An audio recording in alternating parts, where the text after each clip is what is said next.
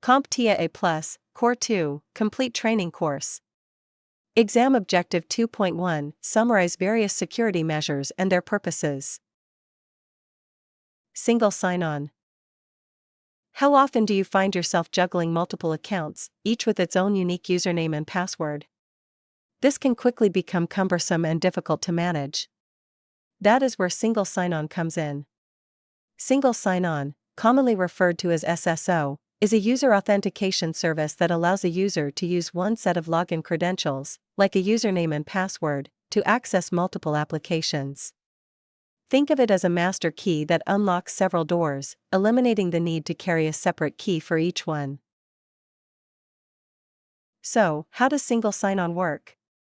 Well, when you first log into an application that uses single sign-on or SSO, the system checks if you've been authenticated by the central SSO solution.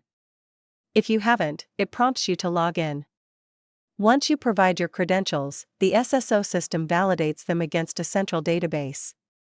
Upon successful validation, the SSO system issues a token, a kind of digital stamp of approval. This token is then used for subsequent authentication requests during that session. As you navigate to another integrated application, instead of asking for your credentials again, the system requests the SSO solution to verify the token's validity. If the token is recognized and still valid, the second application grants you access without requiring another login. This process of token verification repeats for all integrated applications, ensuring a smooth and uninterrupted user experience. Now, that makes things much easier, doesn't it?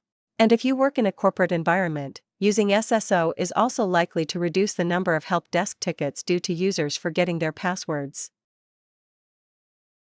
Now, if you're thinking this sounds a lot like SAML, you're not wrong.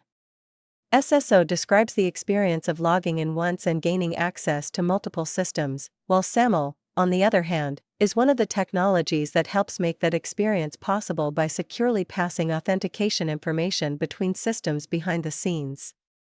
So, while SSO is what the user experiences, SAML is often part of how it actually works.